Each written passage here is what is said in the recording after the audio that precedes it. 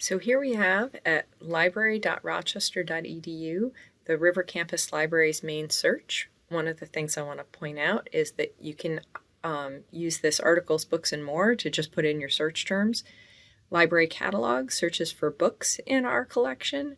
Journals searches for just journal titles. So if there's a particular title you're interested in, say TESOL Quarterly, and you just want to find that journal. If there's a particular database that you're interested in, so perhaps you've got a medical topic and you want to look in PubMed, you can just find the database that way. If there's a video or multimedia that you're interested in, or if you'd like to search things on the library website. So that's the first part about the drop-down. Those will be some filtering for you. You can always find the hours of our libraries.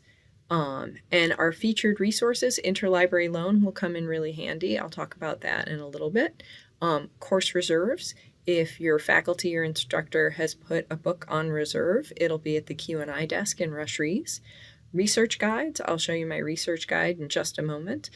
These are guides for every discipline that's taught at the University of Rochester. There is a research guide created by a librarian like me. Or if you'd like to schedule a consultation. You can always schedule a consultation from the research guide, but you can also go right here to schedule a consultation. So let's hop into just a little bit about searching, and then I'll show you a little bit about other ways to get help. So I'm just going to do a regular search, and I'm interested in English language learners and something about how they use technology. So you'll notice that I put quotes around English language learners. It's because I want to search for that as a phrase. So I don't want English language and learners to show up anywhere in the article. I want them to show up together, English language learners. We can also do an advanced search. I'll have a different video about that. This is just to sort of get you a sense of what's happening with the library. So one of the things you'll notice is this big yellow bar that says, please log in. You should do this. This is going to give you the ability to personalize your results, to save your results, and will show you a few more results than if you don't log in. Okay, so now I'm logged in, and one of the things you'll notice is we've got 21,566 results. That's way too many. One of the things I want to do is show you how to save some time. So the first thing I'm going to do, because mostly what's going to happen is people are, your faculty or your instructors are going to be asking you to find peer-reviewed journal articles. So I'll use that as our basis. You can always undo it. We could look through all the books and things like that if we want. First thing I'm going to do is do peer-reviewed journals. I'm going to look for articles. I'm going to scroll down just a little bit more. Sorry. And the subject term that I'm interested in, I'm going to start with a general one, which is education. I'm going to apply those filters. So we're already down to 1,600 results, which is a lot better than the ones we had before. The next thing is almost always you're going to want to have results that are a little more recent. When you meet me, we'll talk a little bit more about why you would want things that were older than 2010. For now, I'm going to imagine that you're starting a research paper and you want to find something really kind of recent on your topic. And so now we're down to 1,300 results. That's still an awful lot. But one of the things we can do right now is we can say, remember these filters for me. So if I add another term in here, so maybe if I added mobile technology, or if I added the word apps, I can change up this search, but keep all these filters that I had. So now we're down to 80 results. So we're getting pretty close. One of the things I might do is still look and say, oh, yeah, I actually want research. I want educational research. So I can add an additional filter. And you can see we've chunked it from a whole lot down to 177 is still quite a bit, but that's the sort of methodology for really narrowing it down. If I'm really busy and I think, oh, I don't have time to look through even the first 15, I can save this query and it's going to be saved to my favorites. So the nice thing is, and we can also have notifications if new things come in.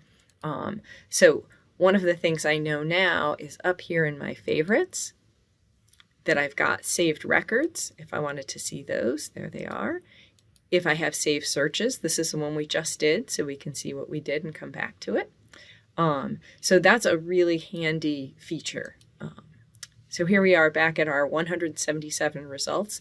The next thing we might want to do is start looking, does this title look good? Do I notice that this journal looks like a good journal? If I'm not sure if I like it, maybe a mobile-assisted narrative writing practice sounds good to me, I'm going to click on it.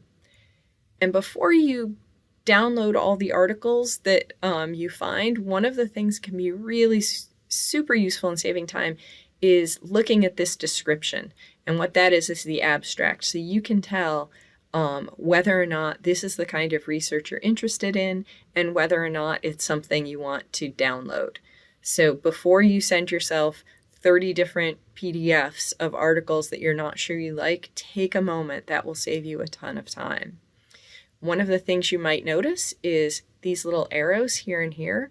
What that will show you is for this article that was published in 2017, this one that goes up will show you sources, other articles and books that cited this article. And this one that points down will show you the references for that list. So if there's something you're interested in, this can be a nice way to see other articles that are in conversation with the one that you're using. One of the things you'll notice is sometimes it says available online, sometimes it says download now. When it says browse now, that's going to show you a particular issue. So one of the things that's great about this, and this is from a technology called browsing, is this will show you everything in this particular issue, which can be sometimes really helpful. Sometimes academic journals have issues that are all based around a particular type of a particular topic. So that's at the beginning of when we're searching. What if we find something we like? There's a few things we can do. We can add this item to our favorites. We can grab that permalink so we can always find it later. Maybe you're keeping notes somewhere. If you like, you can grab a citation. Citations aren't always perfect, and I know this says APA 6th. It will be APA 7th soon, I promise. You can grab it. It's not always perfect, but you can copy that citation. If you use a citation manager like EndNote, RefWorks, Mendeley, or Zotero, Zotero is my favorite, you can use this export RIS to download it right into your Zotero. One of the other things you could do is you can email this to yourself. So just by clicking on it, you can put your own email in there and send it to yourself. So that's pretty handy. And I think that's everything I need. You can obviously print. This won't print the article. This will just print, I'll show you. This will just print a little bit about the description. Okay, so when we've done some of our searching, one of the things you might be interested in is doing an advanced search. And an advanced search is going to give you the ability to say, I want to search for articles and books, or I want to search the library catalog. And you can pull down to say, I know the title of it, or I know the author, or I have a particular subject or a description.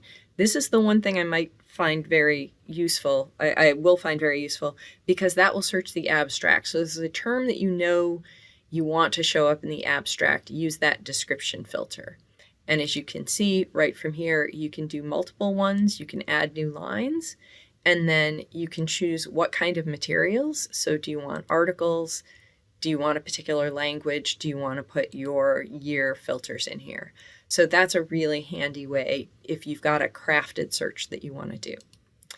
So that's a little bit about searching the libraries. It's not the whole story, but I just want to get you started. So the other thing that I think is really important, though, is that first bookmark this site if you like. It will make it a lot easier to find it so you're not always Googling the library to get started there. The other thing I think you should definitely bookmark or send yourself an email, whatever you like, is this libguides.lib.rochester.edu. This is the education and counseling, so it's just especially for the Warner School.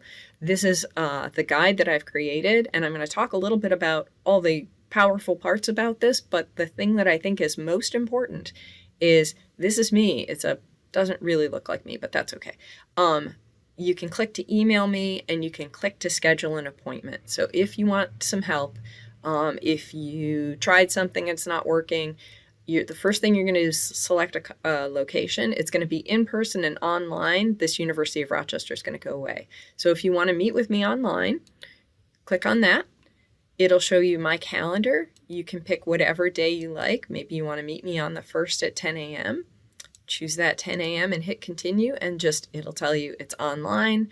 I'm going to send you my Zoom details.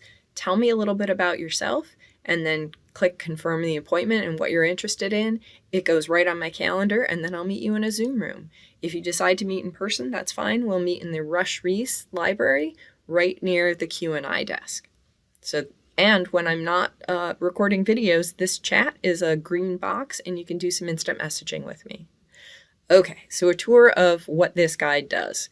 I've broken it down, so first to the top databases for education, psychology, and linguistics, depending on what you're studying at Warner. Some of these are going to be the best bets. Obviously, Discover UR, our catalog, is where I think you'll have the best success to start early. Education full text, if your topic is on education, this is almost all scholarly journal articles on education topics. Psycinfo, if you've got a topic such as trauma-informed teaching that overlaps between psychology and education, Psycinfo is the gold standard for searching for psychology topics. And for some of you, you'll be interested in linguistics. This is a database for linguistics experts, but sometimes you can find some overlap between linguistics and education. I have Google Scholar here. I do find Google Scholar to be very useful, but usually when I already have a good sense of what my topic is. But certainly go ahead, give it a shot. And ProQuest education journals and dissertations. Sometimes a dissertation will have a really good reference list, but dissertations tend to be very long and not always exactly on your topic. I have a section for education, policy, law, and economics, and this includes gray literature. Gray literature are working papers, sometimes research done by nonprofit agencies. So these ones will help you when you're thinking about policy or political and social science research. And I've got ICPSR as one of those, and I've got a help guide that goes along with it. So if you've never used the ICPSR, start here at the help guide.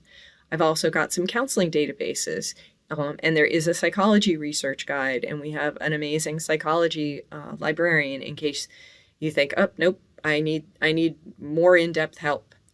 There's some interdisciplinary databases like PubMed, which has some medical, which is the gold standard for medical stuff. Social sciences, Web of Social Sciences full text is for social science research. Web of Science is for all research, but it tends to be heavily STEM. And then if you're really looking into maybe history of education research, this one goes back, the most recent articles are in 1983, and it goes backward in time from there. So I put this at the bottom because usually you're going to want up-to-date research. Okay. Education data. Data doesn't always live within our library subscriptions, so I've got a whole lot of things here. If you're looking for education, how to go find it.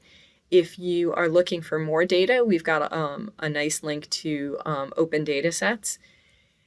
If you're searching the open web, I wanted to give you a few helpful things here. And if you'd like to look at EDUCAUSE or Learning in the Digital Age, which is Warner's Center for Learning in the Digital Age, I've got some links to that.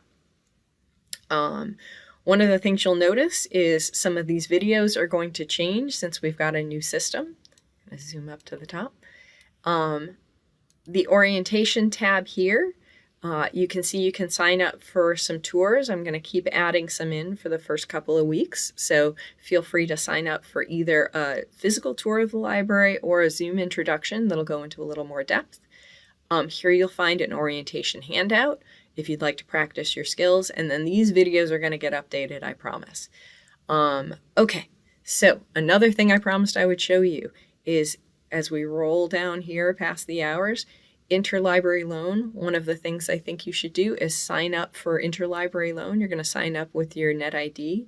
What Interlibrary Loan does is if we don't have a subscription or we don't own a particular book, we will get it for you. If there's a chapter in a book and we don't own the book, we will get it for you. We have an agreement with other libraries that they will lend us items to lend to you. So be sure to sign up for Interlibrary Loan. This will come in incredibly handy. If you ever have questions from our homepage, this Contact Us button right here, because right now I'm recording this on a Saturday, it won't go to our live chat, but usually it will. But there's a form and we will get in touch with you. So you can tell here again, we can chat with you. Here's our hours when we're going to do chat. We can meet you one-on-one, click on the subject librarians, or you can give us a call and just wait for the message to go through. Thank you for your time, and I hope to see you soon.